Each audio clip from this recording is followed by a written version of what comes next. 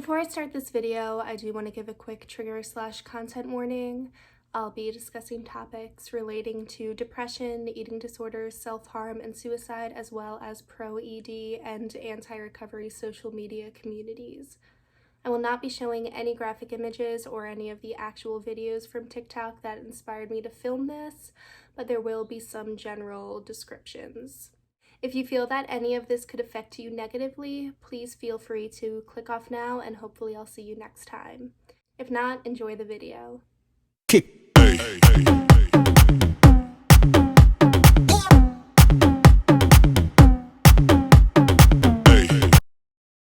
Hey everyone, my name's Alexandra and I don't have an intro yet. But this video, as I'm sure you can tell from the title, will be about TikTok. Because over here we are all about capitalizing off the hot topics.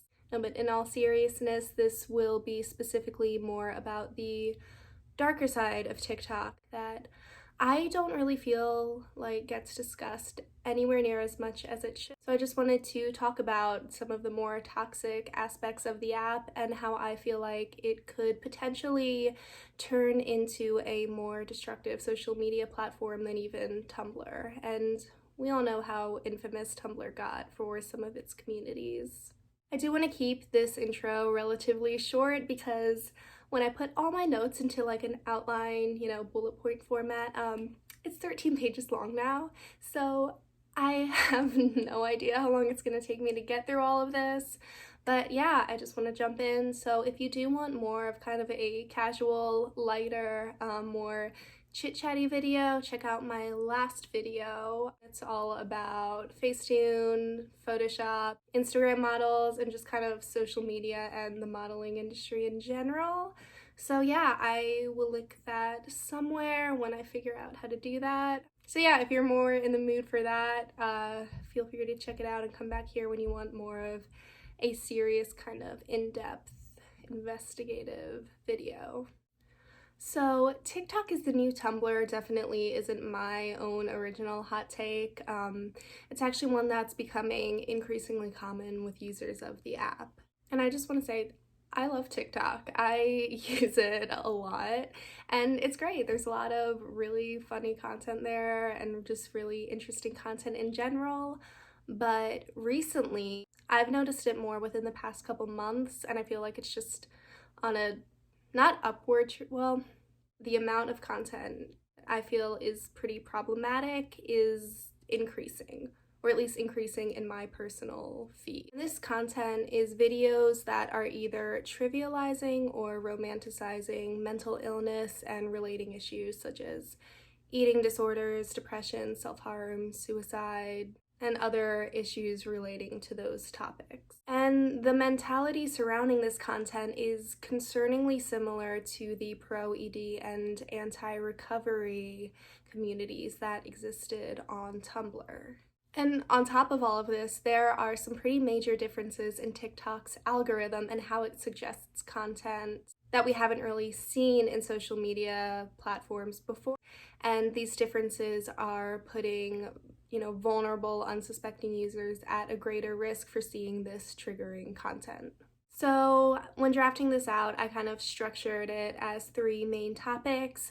So first, we will be discussing what exactly qualifies content as triggering, or if that's even really something we can define across the board.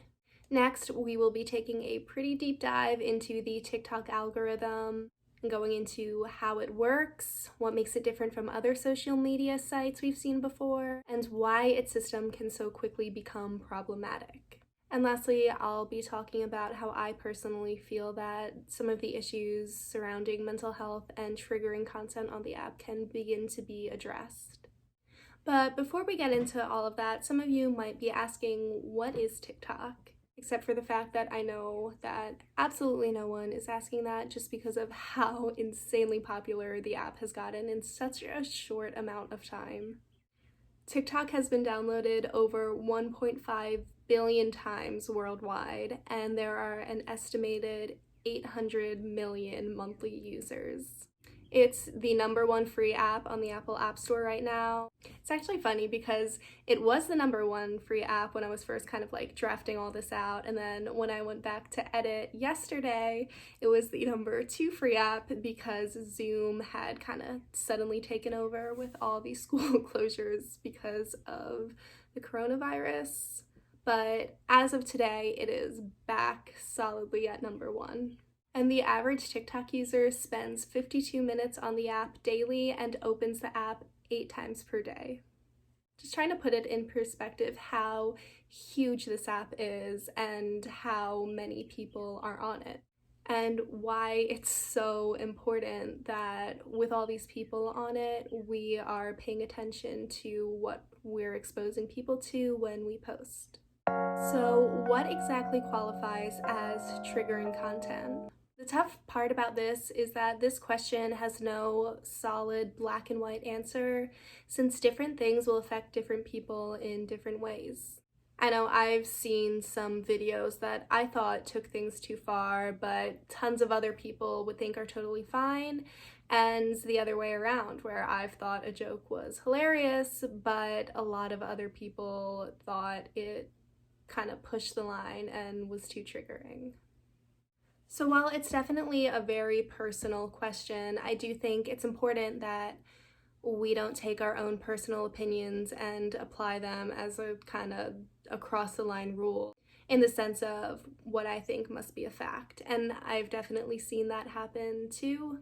Just because you personally are triggered by something does not necessarily make it triggering overall. Just as an example, there is definitely a difference between someone just posting a video online or a picture and just being skinny because that's how their body is, which could definitely trigger someone's personal insecurities, but that doesn't mean that the original poster did anything wrong. So there's a difference between that and then posting a body check. And overall, they're not like completely toxic because it's used in the fitness world too a lot to kind of like keep track of progress in a very motivating, constructive way. But in pro eating disorder communities, there's definitely they definitely focus on extreme weight loss and extreme thinness, and can range from people providing like specific body measurements and their stats to just exaggerated poses to emphasize weight loss, like sucking in your stomach to show how much your ribs are showing. So there's already definitely a lot of gray area here, and especially in an app like TikTok, which is a platform dominated by memes, it becomes really hard to tell what's a joke, what's real, and what's a joke being taken way too far. At least I personally haven't found any like meanspo content on TikTok. Videos specifically tearing the viewer down as a form of negative inspiration. That sounds like an oxymoron. So I haven't really come across videos like that or videos seriously encouraging the idea of suicide, as in just straight up saying it's a good idea without any kind of underlying tone of sarcasm or humor.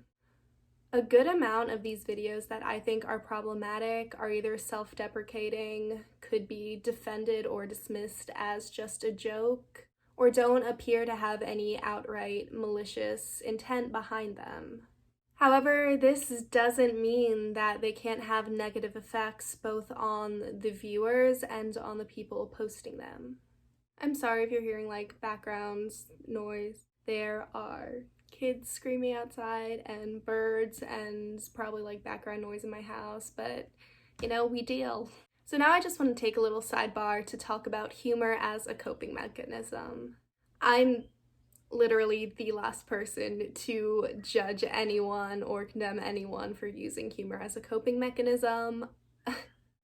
Dogs. There's dogs too. It's just everything. But yeah, a lot of times humor and kind of dissociating are my go-to coping mechanisms. It's not healthy, I'm not saying it is, and I'm working on it, but I'm not in a place to judge anyone for that.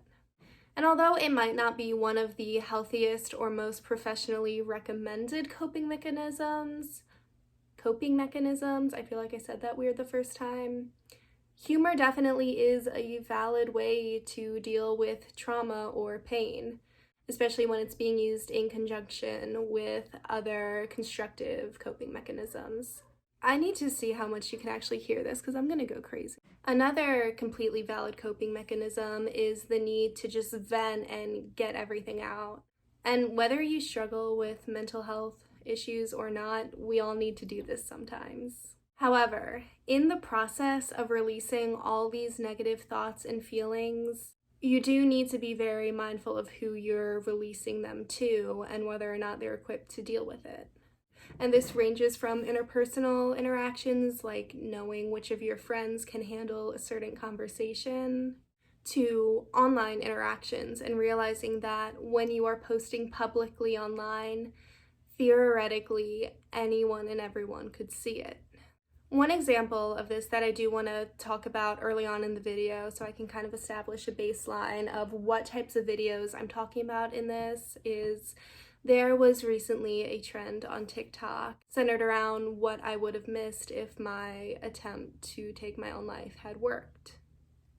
And it started in a very wholesome, inspiring way where people were sharing all the amazing experiences and achievements that they would have missed out on if they did end their own life.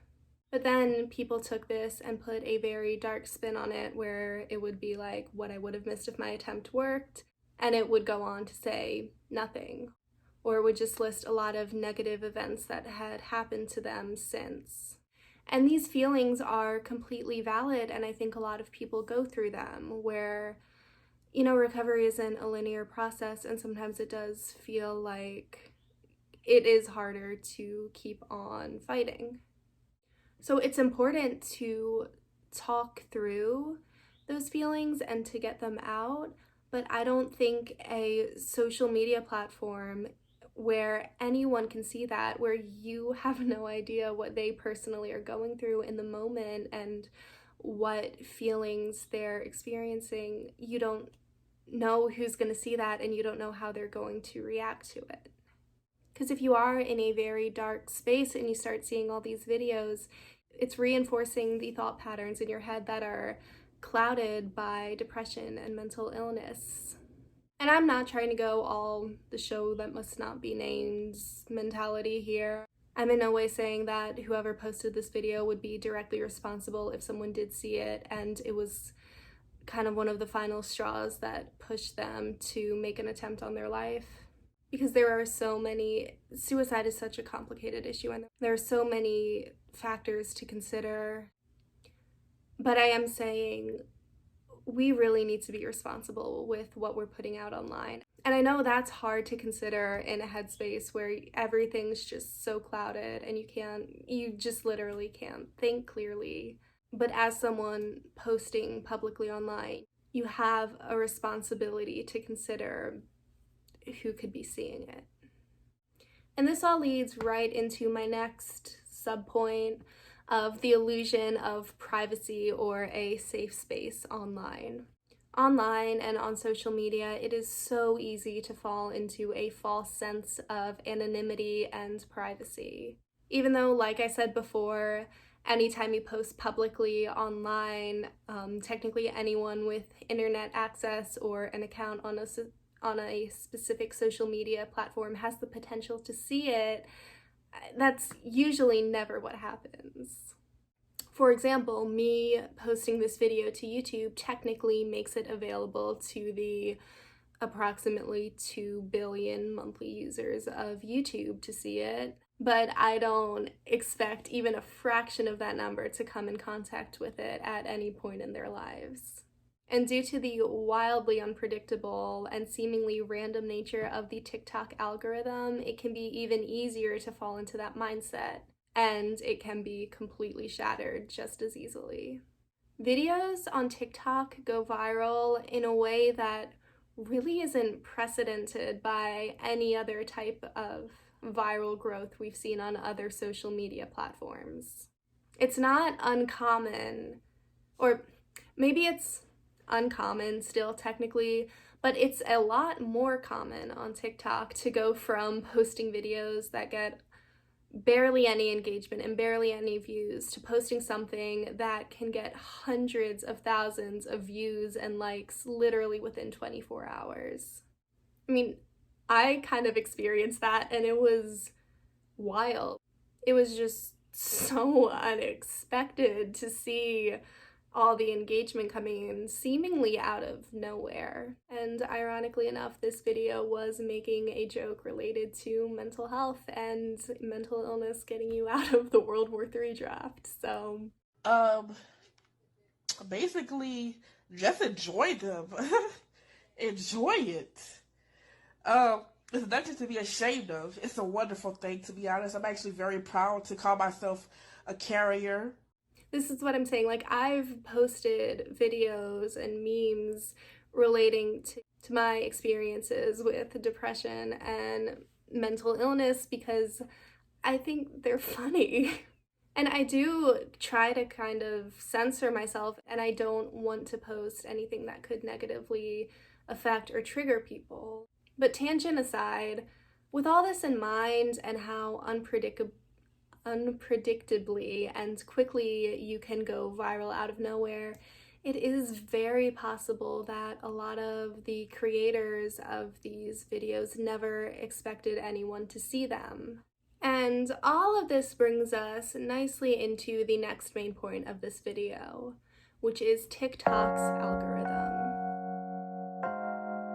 So before jumping into all the research I did and all the information about how the algorithm works, I want to jump back to Tumblr for a second to kind of establish like a baseline of comparison, especially since kind of the whole concept of this video is talking about how TikTok has the potential to be the next Tumblr or worse.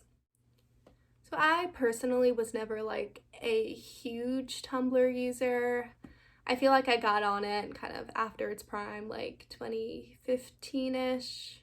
But I do remember having a lot more control over the content I saw in my feed. So I was mainly on Tumblr for the aesthetics and the bizarre like Tumblr humor. And I never remember just like scrolling through all that and then having random thinspo pop up in my feed. I think the closest I personally came to getting to the, much darker side of Tumblr was when I would look up things like depression quotes, because, I was edgy. But even then, I don't remember finding anything super bad. I don't remember finding anything like romanticizing self-harm or all these other toxic communities that we know about now kind of after the fact. It wasn't as accessible to just the general user to stumble across it. So even though these posts and communities were there and they were so toxic, like I'm not trying to trivialize this at all because it was an issue and it affected a lot of people, but they were definitely more contained.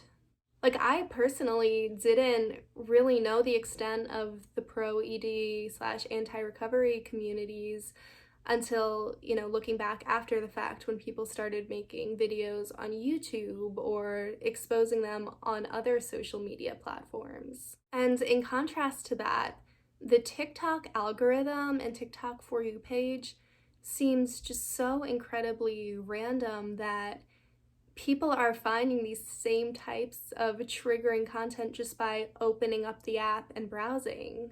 The same type of content that you would have to really search out and dig for on other social media platforms. Sorry for the drastic lighting change. It's a couple hours later and it's dark outside and everything completely changed, but honestly this looks so much better. But I don't want to reshoot the 30 minutes of content I had beforehand. So how exactly is TikTok different from other social media platforms? In my opinion, what sets TikTok apart is the fact that basically the entire user experience all centers around the For You page, and past a certain point you never really know what you're going to find on there. It's kind of the equivalent to if the Instagram Explore page was the first thing you saw when opening the app and where you spent most of your time on the app. So if, like most users on the app, you spend most of your time on TikTok on the For You page as opposed to the following tab where you only see the feed of creators you followed, you are going to have a lot less control over the content you're viewing. For example, I had never, and still have never, purposely searched for any weight loss related content on TikTok, and then all of a sudden, I guess maybe like a couple months ago, I was seeing diet videos and the metabolism drop videos and eating disorder jokes and content that honestly is just pro Anna or pro ED in general. And judging by the comments on a lot of these videos, because I checked them out to see like what is going on here, it was the same for other people as well. We hadn't like sought out this content, but suddenly we were seeing so much of it. And I was so confused as to why and how these videos started getting recommended to me, because I didn't really think I had done anything in the past to indicate that I was interested in them. For other triggering videos, like ones relating to self-harm or suicide that I started to see, it did make more sense as to why they were coming up, because they had used similar tags in the description and were kind of a similar topic as a lot of, you know, the mental health meme or information videos that I had interacted with a lot in the past. And that's on me. Like, I can't like and interact with all these videos with hashtag depression in the tags and then feel victimized when a video having to do with depression that's, you know, for lack of a better word, actually depressing starts coming up. But like I said, I had never looked up weight loss or eating disorder related content specifically, so why that came up was still a mystery. Oh, you can see that I'm wearing pajama pants when I do this. It's not. So my personal theory for a while was that the TikTok algorithm kind of operated like the recommended section on a streaming service, where it would be like, if you like depression memes, you'll love seeing aesthetically pleasing videos of people showing how they eat under X amount of calories a day, set to relaxing acoustic covers. But once I decided that I wanted to make a video on this topic, I felt like I needed to do some actual research into how TikTok operated and not just go based off my own personal conspiracy theories. So, how does the TikTok algorithm actually work? First of all, TikTok has never officially come out and explained exactly how their app recommends content. The only really official information comes from the Apple Store description, which describes the For You page as, and I'm going to be looking down because I need to read this, a personalized video feed based off of what you watch, like, and share. And they go on to promise that all you have to do is watch, engage with what you like, skip what you don't, and you'll find an endless stream of short videos personalized just for you. That was my commercial voice. If you have any voice acting needs, hire me. But this still doesn't really add up, because I hadn't been liking, sharing, and trying to watch these videos that were getting recommended to me. So that's all the official, I just made a new word, wow. That's all the official information that we have on how the algorithm operates. So disclaimer, I guess, most of what I'm going to get into is still technically going to be theories, but they are theories from people who are a lot more qualified to speak on the subject than I am. So let's start with what we know for a fact, and that is that the For You page does vary person to person. It's not like the same as the YouTube trending page, where I think that just varies like country by country. The videos recommended on the YouTube trending page are recommended across the entire platform. And that is not the case with the TikTok For You page. That is customized specifically to what they think you'll like and what will keep you on the app watching and engaging with content. So since we know for a fact that TikTok caters each specific For You page to each specific user, the main questions left are how it does that and why some of these videos can seem so random and out of place and jarring sometimes. So most of my information for this next section is coming from a great Medium article called How to Crack the TikTok Algorithm to Create Viral Videos by Henry Hinton that I highly recommend checking out. So in this article, he says, TikTok's main objective is to keep users on the app as long as possible, so they focus heavily on showing the right videos to the right users. For this reason, we refer to the TikTok algorithm as the matching engine. This engine takes the video classification and shows it to users with preferences similar to those classifications. So at this point, this is in line with what we've already established that we know to be true about the algorithm, but it's when we start getting into what he lists as the specific classifications and preferences that things start to kind of fall into place. So the user's preference is determined by tracking their actions on previously seen videos. And these actions are likes, shares, comments, and percentage watched. So the more the user watches, the higher it is. So I had been taking most of these factors into account, when I was trying to figure out how the algorithm worked beforehand, except for percentage watched. And this is kind of the wild card that starts to answer the why do these videos keep getting recommended when I'm not even interacting with them question. So even if you are not actively engaging with a video in the form of liking, commenting, sharing, all that, if you watch the video all the way through or multiple times, even out of like morbid curiosity or just in a mindset of what the actual fuck did I just watch, you're still passively engaging with it and you're signifying to the algorithm that this content interests you and will keep you watching and on the app. So that answers part of the question. And now we're going to get into the video classification characteristics. And this is the final piece of the puzzle and where it all starts to make sense. So video classification is determined by two key characteristics. The first one is the text description and hashtags, which again were the factors I was previously taking into account. And the second characteristic, the one that ties everything together, and that maybe I'm dumb for not realizing earlier, but this was really a breakthrough moment when I read this. The second characteristic is the music/audio. So yeah, like I said, breakthrough moment. This is one of the biggest things that separates TikTok from other social media platforms, besides Musical.ly, but they're the same thing. So when an audio goes viral on TikTok, whether it's background music or a meme format, it goes viral. It's everywhere and everyone seems to be using it.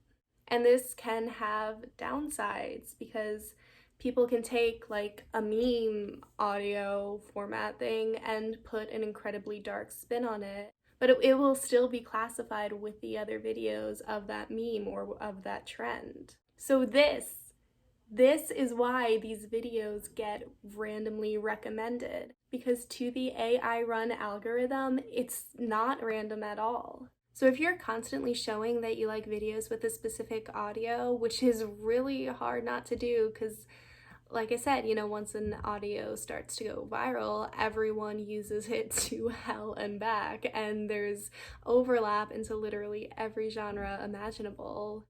The algorithm will see that you react positively to that audio and start to show you more and more videos using it.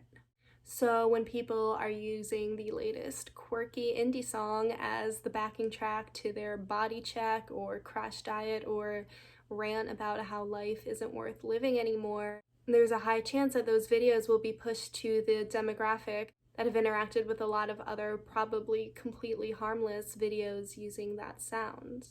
The first example, looking back, that really stood out to me of this whole phenomenon happening was when the Beach Bunny song Prom Queen started showing up everywhere on TikTok. And if you think you don't know it, You probably do if you use the app. And originally people weren't really using it for like eating disorder related content, but because of the lyrics, it quickly turned into that. And because it was such a popular audio, people who had liked, I don't know, maybe like point of view videos, which are a whole other topic. And like, I don't even know if I'm gonna be able to get into like the problematic point of view videos that are like using suicide as a plot device. But they exist and it's fucked up. Not all the time. There are some that have done it more responsibly, but when you're just completely sensationalizing it or like romanticizing it and acting out, taking your own life, that's not okay.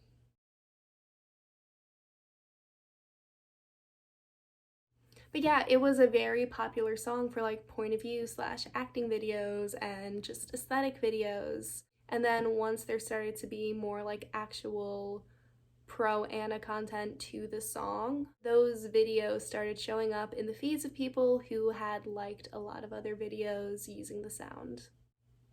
And another potential factor that I just discovered recently within the past few days was the videos your followers watched section under the TikTok analytics. I'm not completely sure whether this plays in or not, but I do know that all the videos it showed me in that section I had seen on my own For You page. So it's very possible that TikTok could take into account what your viewers are watching when they're recommending videos for you and maybe trying to give you inspiration to create content that your followers will like. So if you're someone who posts content or jokes relating to mental health or mental illness, even just once in a while, it's very possible that the people following you for that type of content are interacting with other types of mental illness related content, maybe the more triggering ones. And because of that, TikTok sees a correlation between what you post and the other videos they're liking.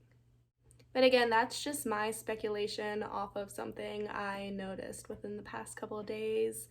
Why can this specific algorithm quickly become so problematic and potentially dangerous?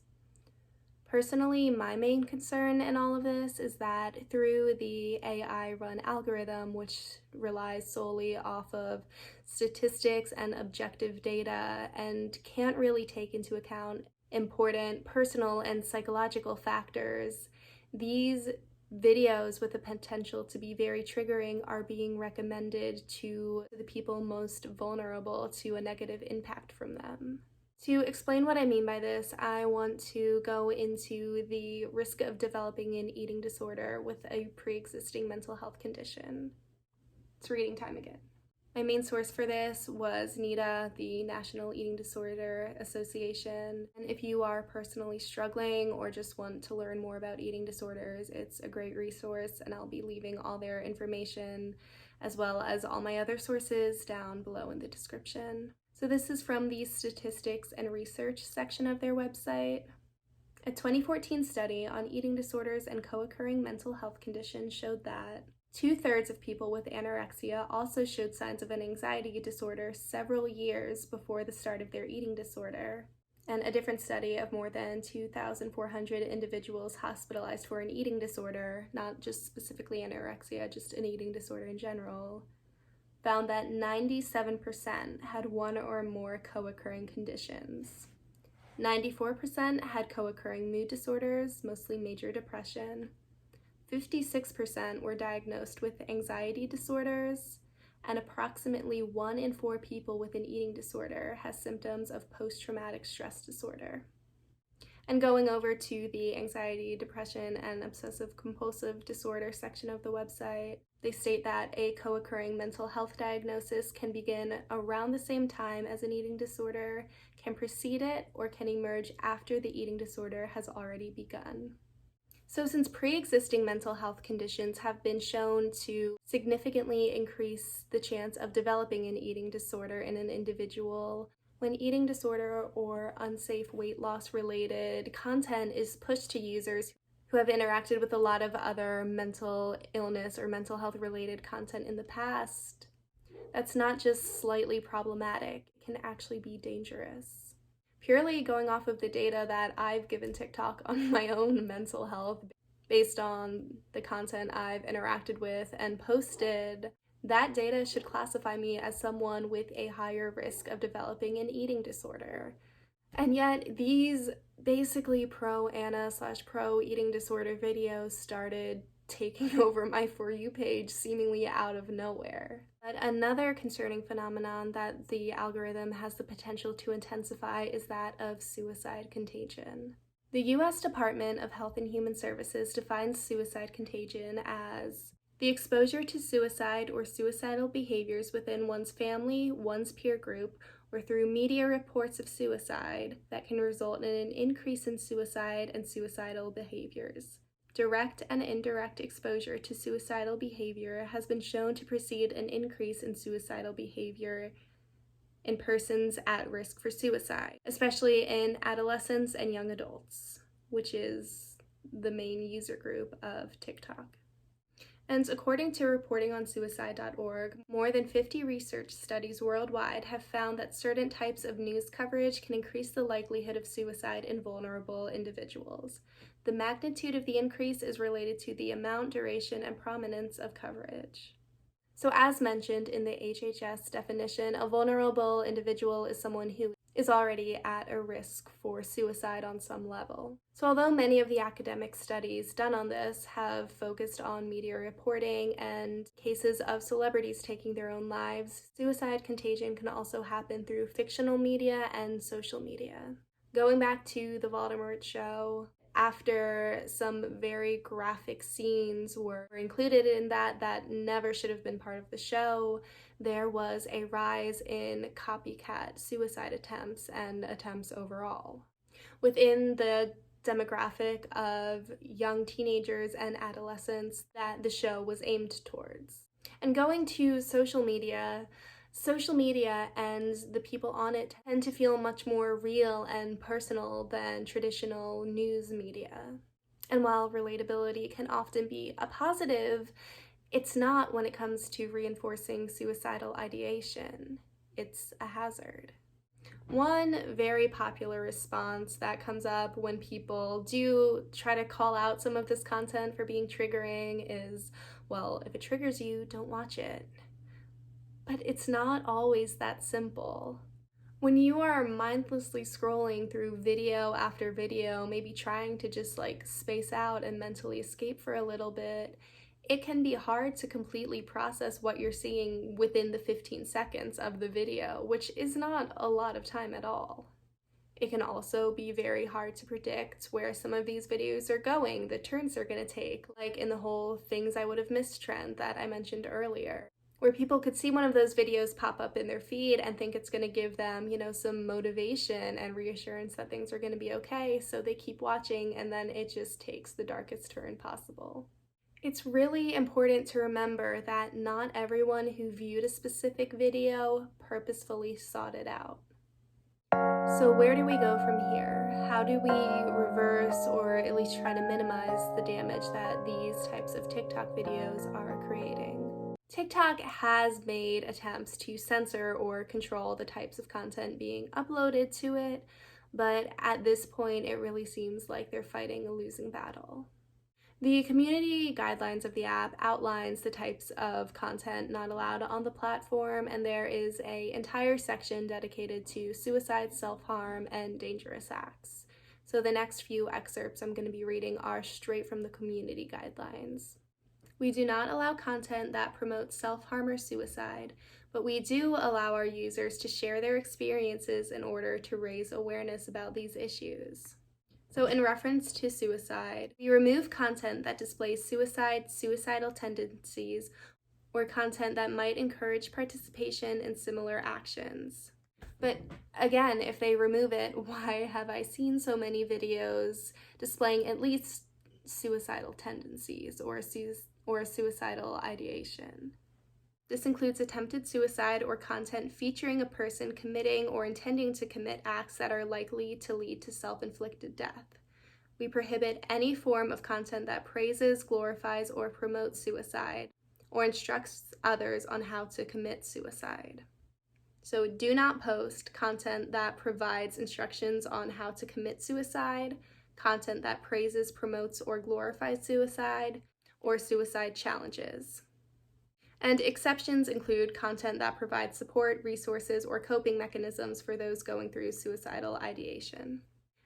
And just going back to these, I feel like I have seen a lot of content that I don't know if I can say objectively goes against these guidelines, because it really is a matter of opinion, but I believe goes against these guidelines.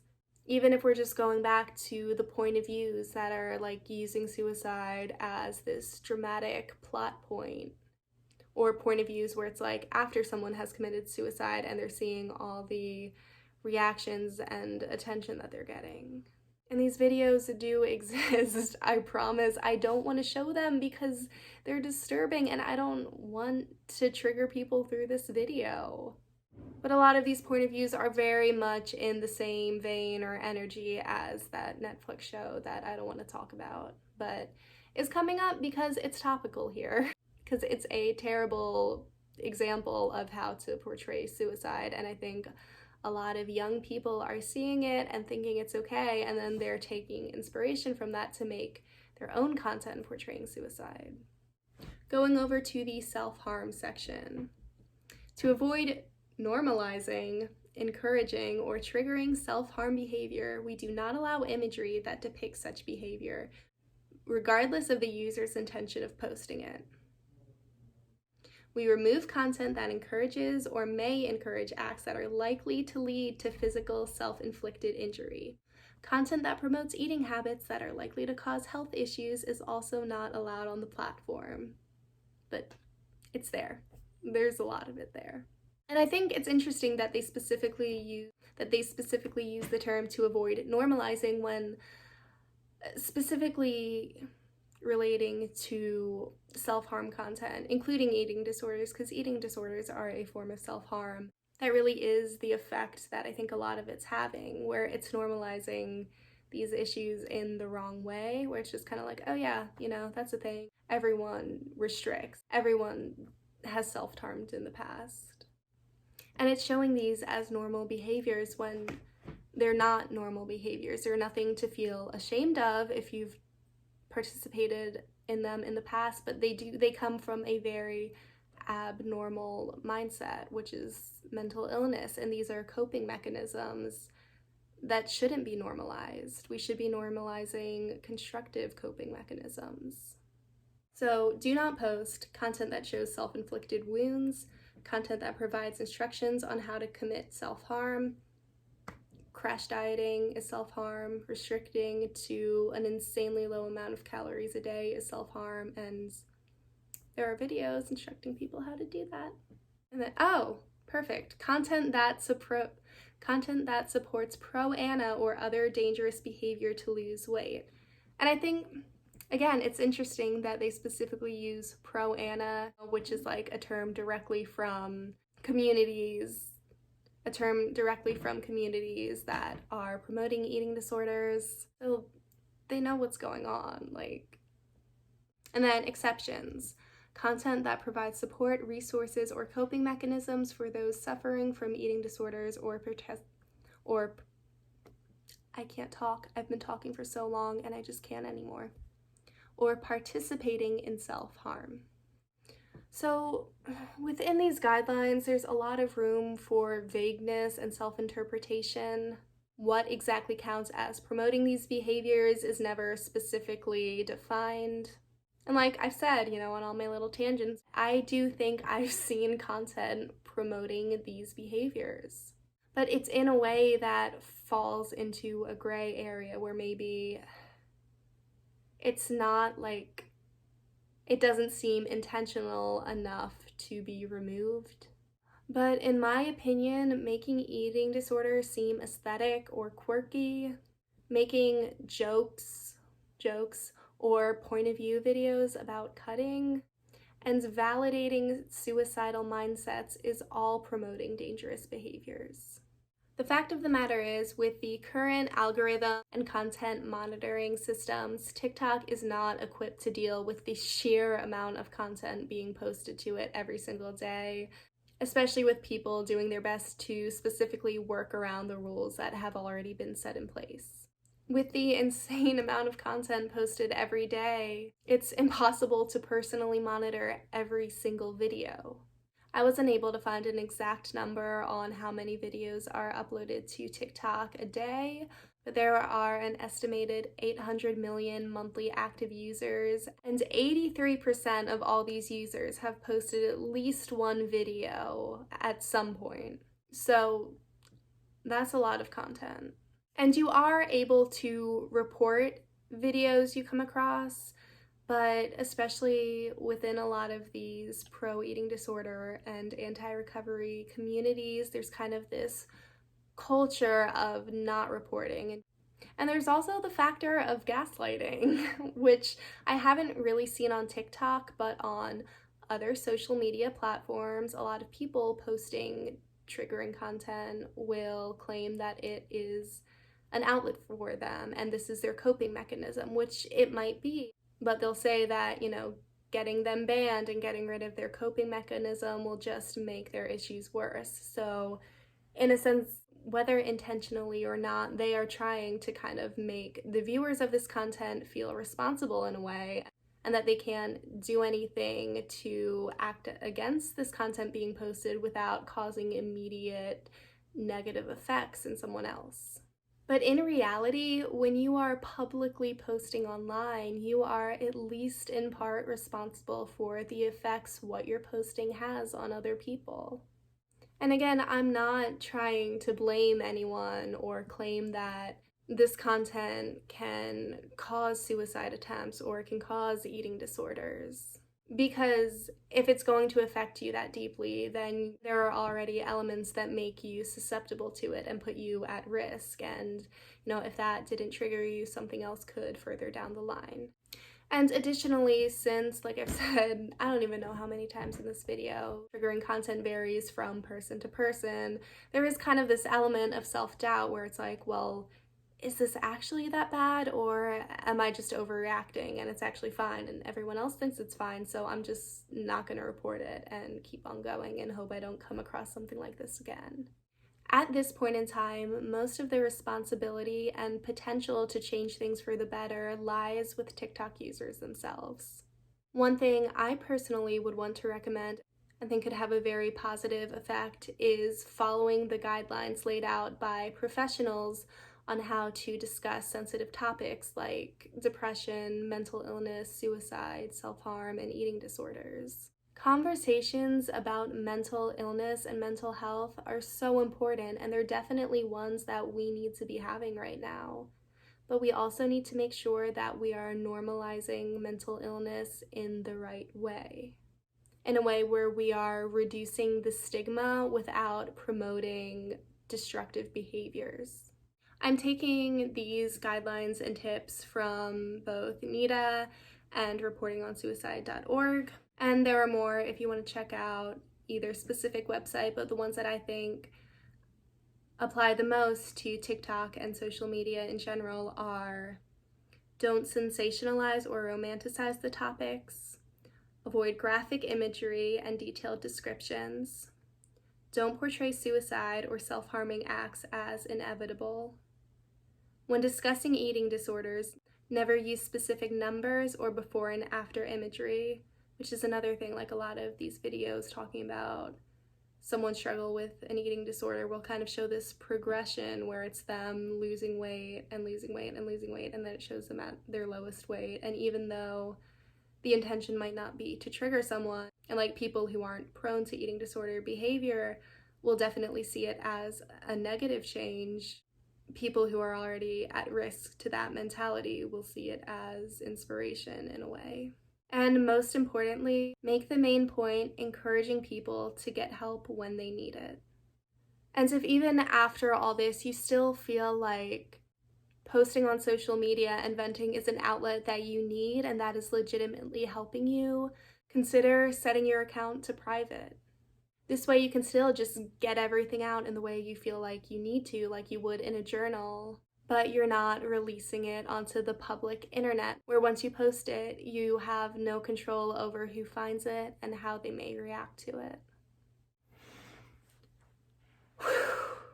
I don't even know how much I filmed at this point. I've been talking for so long in 2 separate chunks of time throughout the day, but yeah, that was the end of the outline. I wrapped everything up, and that's pretty much all I have for this video.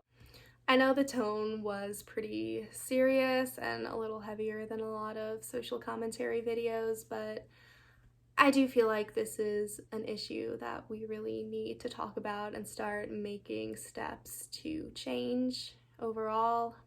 But yeah, if you're still here after, I don't even know how long this is going to be when I'm done editing it, thank you so much for listening to this, because it genuinely is something that I feel very passionately about and I care about a lot. If you enjoyed it, please give it a thumbs up. If you want to see more videos from me, subscribe. I know I kind of like briefly touched on using humor as a coping mechanism and mental illness memes throughout this whole video, but I think that could be a really interesting topic in and of itself. Probably a little lighter than this too, but yeah, it's one that I would definitely be interested in making. So if that interests you, let me know in the comments, or any other video ideas or thoughts you have relating to this topic, not relating. I'm very tired right now, and I'm having a hard time talking and putting sentences together. So yeah, I think I've said everything I wanted to say and then some, but yeah, thanks again for watching, and hopefully I'll see you guys soon. Bye.